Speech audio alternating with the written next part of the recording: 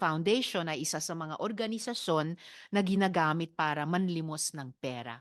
So pakinggan na po natin ang video testimony ni Dindo at pagkatapos ay makakasama din po natin siya online.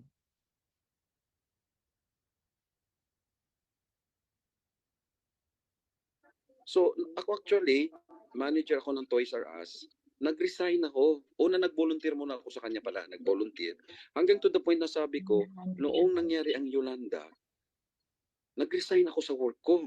Sabi ko, tulungan ko si Pastor Kibuloy para maka-raise ng funds, ng mas marami pang funds na kailangan sa mga taong nagsalanta sa Yolanda.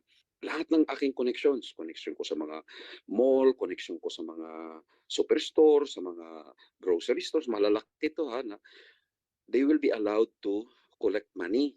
Ginamit ko nga yung aking connections dito. So, usapin ko ang mga managers, then they will be there for 3 days, for few days.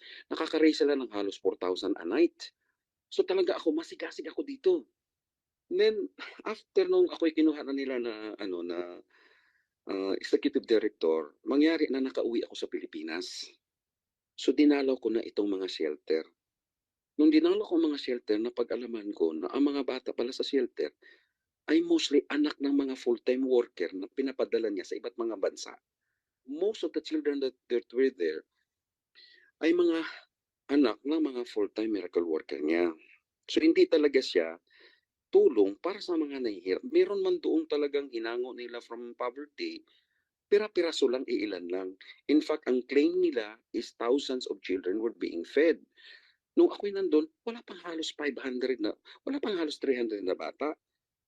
And then, ito, kaya ako talaga na, nagkaroon ako ng question kasi all the money that we collect here, ganito nga nangyari, lalabas ang pera na hindi ko alam. Brother Dindo, pinadala namin kay, kung kanino, kay Rosely Magnao, para daw sa jet ni Pastor. Kailangan ng $60,000. So, most of the funds, makikita ko naman yung sa mga report nila, pumupunta sa kung saan, hindi na pupunta talaga sa bata. So mula no, nagko-question ako, is the really the money being collected? Ang CRA, ang Canada Revenue, is already questioning me kung saan ang mga pera na ginagamit. Sabi ko, wala man akong first hand. Ang dumarating sa akin, wala man lang sabihin mo, merong voucher na pirmahan ako para i-release yung pera. Na-release na ang pera bago ako inform. Kasi who am I daw, mas mataas pa ba daw yung authority ko kay Apollo Kibuloy na nag-utos sa kanila na ipadala ang pera? Pero sabi ko, yes, hindi man ako nagsasabing mataas ako sa kanya, pero I am the person responsible of Canada Children's Day Foundation. And who will, sino managot sa government dito? Ako. So, 2019, nag-resign na ako kasi merong 1 million plus na pinadala kami sa Pilipinas na walang explanation. $1 million Canadian dollars. More than 1 million Canadian dollars on that year. Hindi ko, sabi ko, oh my God, sabi ko. Ito na yung after na yung nahuli siya sa Hawaii kasi yun talaga ang sistema nila. Collect money from North America, ikarga nila sa jet para dalhin sa Pilipinas na walang fees, walang bawas. Niloloko mo yung mga tao na nangolekta ka para sa bata. Yung pala pang gasolina lang pala sa jet kasi babiyahe mula Luzon, mula Davao papunta sa Maynila, aatin yata siya kung ano-ano yung atinan niya sa Maynila. Wala daw pang fuel, 60,000, 40,000, 100,000. Basta yung million talaga na ako umalis. Walang explanation kaya napilitan akong umalis. Kaya nag-report din ako kaagad sa CRA sa Canada na I'm no longer the executive director.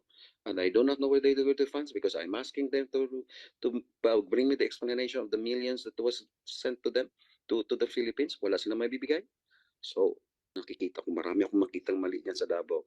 Pati dito, sabi ko, I think this is not the place for me. So, nag-resign ako. Siniraan ako ngayon ng mga workers dito.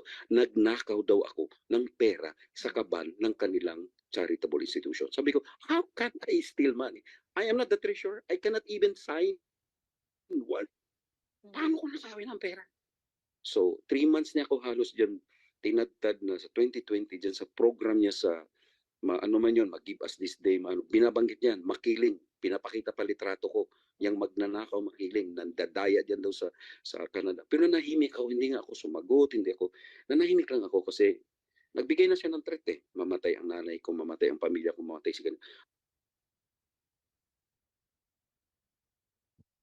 Sir Dindo, naririnig niyo po ba ako? Opo, opo. Okay, Opo, Madam salamat Chair. po. Magandang umaga po, Madam Chair. Magandang umaga po. Ayan, Magandang nakikita din umaga po. namin kayo. Opo, Salamat po. For the record, Sir Dindo, opo. kino-confirm niyo po ba na yung video na iyan ay kayo, na binigay niyo yan ng kusang loob at pinatutotohanan yung lahat ng sinabi niyo doon? Ako po yan, Madam Chair, at hindi po ako nabayaran, Madam Chair. Okay, Hindi ako salamat po, Sir. binayaran. Walang nag-alok sa akin ng bayad, Madam Chair. Ako po yon. Okay, salamat po. Sabi niyo dun sa video, pinagbintangan kayong magnanakaw. Has a case Opo. ever been filed against you, whether doon sa Canada or dito sa Pilipinas? Ganito po yon, Madam Chair, nung pagkabanggit nila dyan sa Give Us This Day nila, national TV pa yon, nanahimik po ako. Ngayon, ang nangyari po dyan, sabi ko, kung meron man kayong alam na inutangan ako, ina-scam ko, paki-submit po ninyo ang inyong claim sa small claim dito sa court ng Canada. Kasi meron mga small claim dito. Meron mang large claim. Small claim is between, sabihin mo na 1,000 to 5,000.